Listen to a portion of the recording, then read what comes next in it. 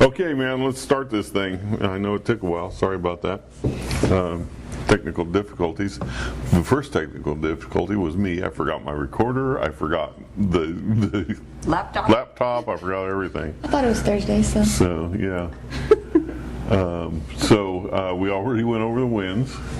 Norma, start this off for us. Act with honesty, integrity, respect, and transparency in all aspects of our business. Ariel? An unyielding drive for service to our agents and clients by exceeding expectations and being solution-based. Lacey? A culture of pride, dedication, and enthusiasm that is evident in all interactions. We develop relationships that make a positive difference in our customers' and teams' lives. Scott? Always developing skills and finding new groundbreaking opportunities for growth for ourselves and teammates. Mackenzie? Oops. Devotion to teamwork through collaboration, honoring commitments, and accountability to results. And our team will exhibit a will to win in the marketplace and in every aspect of our business. Going back to please. Huh? You did the clap thing to... No, I'll figure it out. Dang it. Do we do it now? No, I'm good. I'm good. Don't worry about it. Pleased but not satisfied. Our drive shouldn't produce stress, okay? So we want to be pleased but not satisfied. If you're never pleased or satisfied, you will burn out and wear out your people. There is no opportunity to celebrate progress, like our axe throwing. That's celebrating something. We were throwing axes. I thought you meant because not all of us did a great job. No. I'm not mentioning Ariel at all on this about the axe throwing trip. I don't know why you brought that up, Norma. I was pleased with my work. Yeah, absolutely. Try something new. If you are always pleased and satisfied, you will not lead your business to a pace that it needs to be led. You and your team will not be challenged to innovate and improve. So if you're pleased and satisfied, you're just like, okay, we're there. You know, we don't need to go any further. We don't need to progress anymore. That leaves us with a nice balance, being pleased but not satisfied, assuming that your team will have real progress or results. This end of the year has kind of been Neither pleased nor satisfied. neither pleased nor satisfied, but we need to get back into being pleased with what we've done, but not satisfied. We need to go forward. Our goals for next year are bigger because we want to be pleased of what we do next year, each month. Our drive should not produce anxiety. Our drive should allow us to say, I am pleased with what I've created. I am pleased with what I've achieved. I am pleased with where I am. And yet it's okay not to be satisfied. You know, everybody always asks the question of someone like Jeff Bezos or Elon Musk or what's his name that invented the Microsoft? Bill Gates, you know, or Zuckerberg or whoever. How much is enough? You know, I mean, you guys are billionaires. Why do you even continue to do stuff? You know, and the thing is they're pleased with what they've done, but they're not satisfied. A lot of them feel like they have more to contribute to the world than just making money, but they've got to make money to do the things that they think will help them out. So you never really, you're pleased with what you've done in the past, but you're never satisfied with that's the end. I'm done. You know, so there's a football player that just keeps on going and keeps on going. He's pleased with 7 Super Bowl rings. I won't mention any names, but he's not satisfied, and because believes he has more to achieve. It's the same with those business people, and I think that's where we should be, is where we should get, is we're pleased with what we've done in the past. We're pleased with what we're doing. We're not satisfied until probably never going to be totally 100% satisfied. So celebrating success. James Alexander wrote a book called Pleased But Not Satisfied. There's a struggle, and I think it's important for us to understand the struggle. The struggle is that we are, just a second. The things that make us successful can also be the thing that causes or prevents us from really enjoying that success. Anyway, let me go. Alexander wrote the book, Pleased But Not Satisfied. How do we come to terms with this constant drive?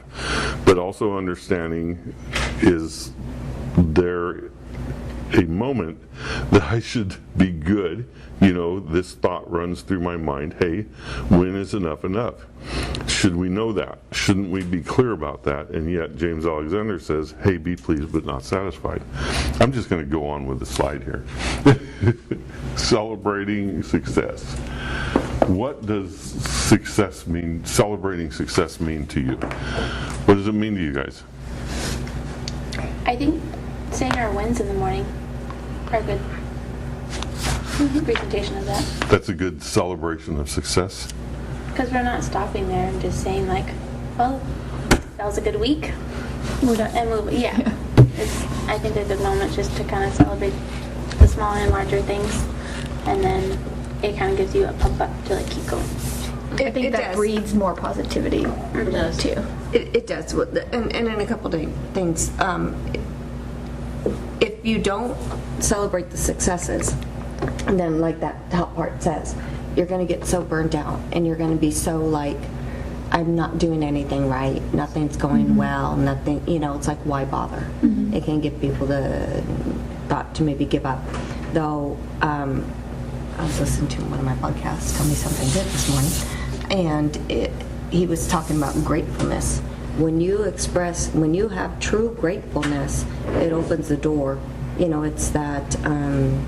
Manifestation. Basically manifestation, yes. And it's opening the door to other successes. So when you're grateful and say, I'm thankful, not just thankful, but truly grateful, it allows you to accept more positivity. And so, so celebrating success is, I think, necessary, that you do have to have those wins. Because if you don't, it can really bring you down. How can you, go ahead. I think it builds culture in the team as well. Like if we didn't ring the bell for Scott's first closing, or we didn't share our gratitude or our wins, I'm sure it would take a dive on our team culture. So celebrating even small, and then let's take it a next step. Axe throwing, we did bonding now, relationship. Celebrating that success helped us to bond in our relationship and our friendships. Okay, so that answers the question, how can you celebrate and enjoy your success but not get off track towards your future self? We pretty much covered that just now. Okay, now this is the reframing part of it. So you want to reframe negative stress. What is stress? Stress isn't technically a disease, although it can have lasting effects on the individual's mental health. Rather, it's a response. Let me see where I'm at on these. Forget the notes. Specifically, it's one of the body's natural physical, mental, and emotional reactions to an external stressor. Frequently, the source of stress is rooted in change, a big move, a new project, a wedding, etc. Are you stressed out about the wedding? No? Lord, no. Yeah, you're just like... shocked, but no. Okay. But it can also stem from a person's surroundings, like an aggressive boss or a tense conversation. Been there, done that. Yeah. Say it louder for the people in the back. So reframing is a technique used to shift your mindset so you're able to look at a situation, person, or relationship from a slightly different perspective. So reframing overview, let's see. It works best with comparative deletions. I'm too bad. He's too bad. I'm not bad enough. How to reframe? Think of a different context in which you will respond differently to the same behavior. Problem: she's too headstrong. Reframe that to, isn't it great that she'll be able to stand up for herself? Problem, I don't have enough money to do what I want. Reframe it. If your car broke down, wouldn't you do anything to fix it? So what's more important to invest in, your car or transforming your life? Ooh, deep, you know? Anyway. Meaning of reframe works best with cause and effect statements, complex equivalences, language pattern examples. When I meet potential clients, I feel nervous. Reframe. Energy is just energy. Couldn't all that energy just be excitement? Right? So, problem. I'm confused, and that makes me feel like I don't understand this information. Reframe is by feeling confused, that means you know something.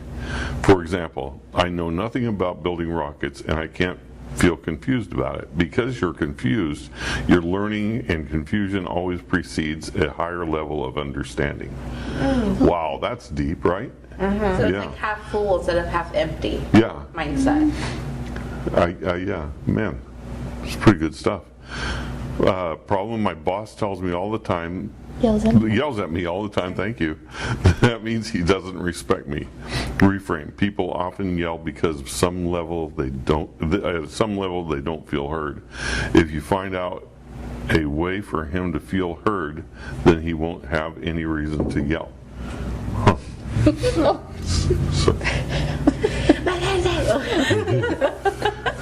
Sometimes bosses are just that way though, but yeah, I find those interesting examples. I like the meaning. I like the reframing. Meaning reframing versus context reframing. Yeah. Real quick, so Isabel's got a new job, and it's totally different. She's a receptionist at a dental office. You're learning a whole new industry, something you're not familiar with at all. You know, going from one convalescent home to another convalescent home, no big deal. But you're learning Whole something new new. different thing. Just give yourself some time. You're learning. It's Everybody's You've only been there 2 days. Yeah. She's like, I don't know. Okay, the benefits of stress. It reminds us we care. You wouldn't be stressed about something if you didn't care about it, right? It connects us to challenges. It strengthens priorities, right? I mean, Yeah. you definitely prioritize in things you are stressed about. When managed, it increases brain alertness, performance, and memory. When it's managed. And this is a quote I got from Brene Brown's Dare to lead. Dare to Lead. And I think it's really appropriate for anyone. Talk to yourself like you would to someone you love. Because a lot of our self-talk is negative. But we would never talk that way to our children. Or well, most parents wouldn't. We would never talk the way we talk to ourselves. To basically anyone else. But if it's someone we love, you know, we would never say the negative More things that we encouraging say to ourselves. Yeah. So Yet sometimes all it takes is somebody saying something, so you put that back right onto yourself in a negative way, in bad self-talk. I mean, talk about stress. Getting that little thing Yes. above the E. You have to go copy that E from Google somewhere. No, I actually learned how to do it. Yeah. You have to hold down. It was stressful. Talking about stress. Was actually Brene. Honestly, we would have never noticed if it wasn't on there. I know, But it but looks fancier. Norma would have. Oh, We just sent, yeah, she would have. did you send him that picture? I don't know if she would have pointed it out. What picture? I took a Brian yesterday. No, you sent it to me. I thought you sent it to him. No, I didn't. I will.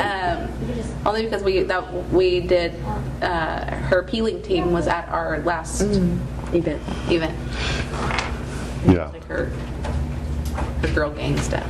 I have a friend from high school and through young adulthood who definitely not only talked to himself the way he would like he loved himself, you know, almost psychopathically, you know, or whatever.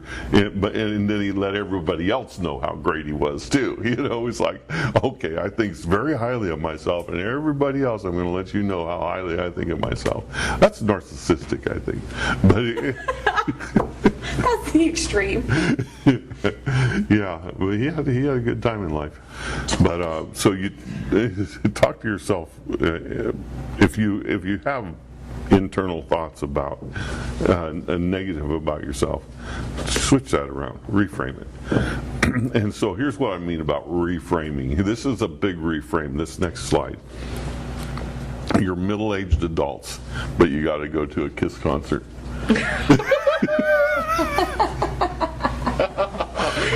Like, why are people looking at me when I was driving? You ever got my face painted? So this is in our house. We've got the Last Supper behind these guys, getting ready to go to a KISS concert with little bladders of Fireball under their clothes. So anyway, there we go. That's the Sign of a good time. Why are you staring at me?